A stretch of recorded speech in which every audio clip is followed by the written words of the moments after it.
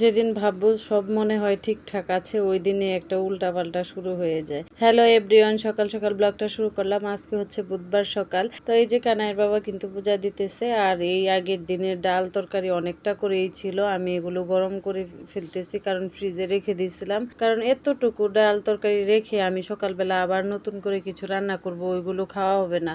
এমনিতেই আমি সকাল সকাল খাই না, আর হচ্ছে মাও খায় না। তো আমি গরম করে জিজ্ঞেস করেছি আবার যে তোমার জন্য নতুন করে রান্না করব না, এগুলো গরম করে দিব, খাবে?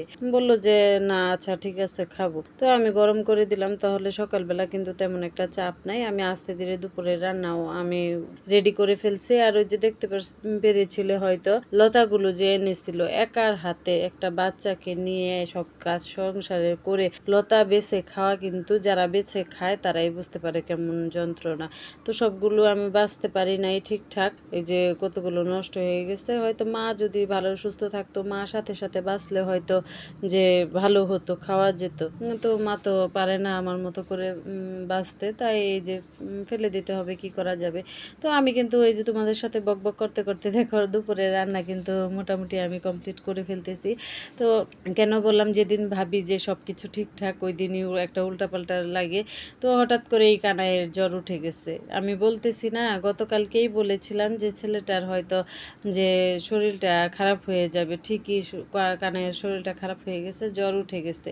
আগে থেকে একটু শরীরটা গম গমা ছিল, কিন্তু এইভাবে জ্বর যে উঠে যাবে বুঝতে পারি নাই। পরে তো দেখি হঠাৎ করে অনেক জ্বর উঠে গেছে। তা এমনিতে বাচ্চা সুস্থ থাকলে সুন্দর খেলাধুলা করে, বাচ্চারা একটু দুষ্টামি করবে ঠিক আছে, অসুস্থ হইলে কিন্তু কান্নাকাটি করে, মাকে ছাড়া কিছুই বুঝে না।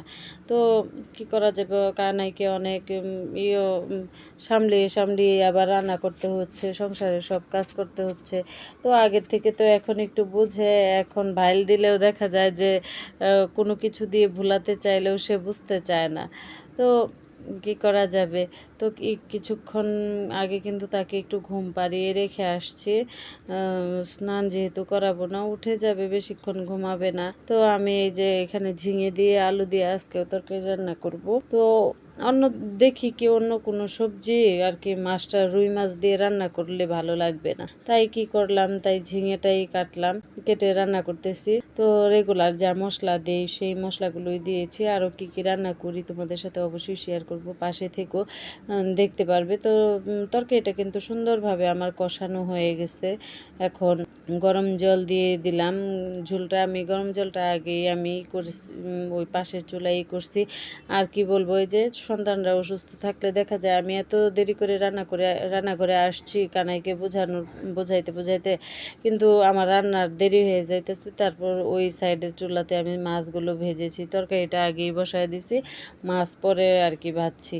তো আমার মেয়ে যে কাটতে পারবে না, তারপরেও কিন্তু অনেকটাই চেষ্টা করতেছে। মেয়েরা এরকমই হয়, একটু বড় হইতে থাকে আর মায়ের কাজে হেল্প করতে থাকে।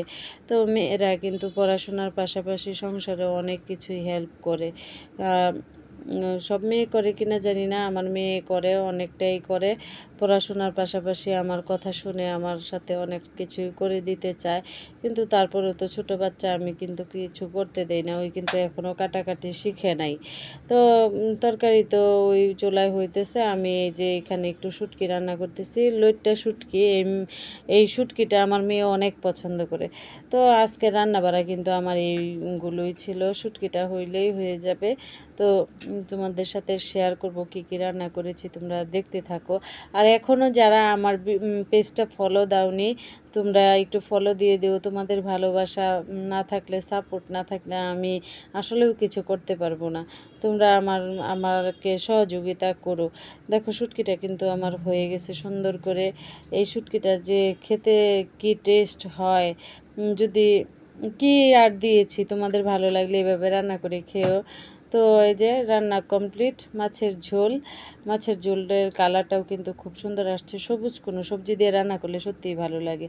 আর আমার আম ডাল খেতে মন চাইছিল, তারপরে এই যে ছোটো ছোটো আম ছিল 2টা ঘরে, ওইটা দিয়েই আমি আম ডাল রান্না করেছি। আজকের ব্লগটা আমার এই পর্যন্তই। সবাই ভালো থাকবে, বাই।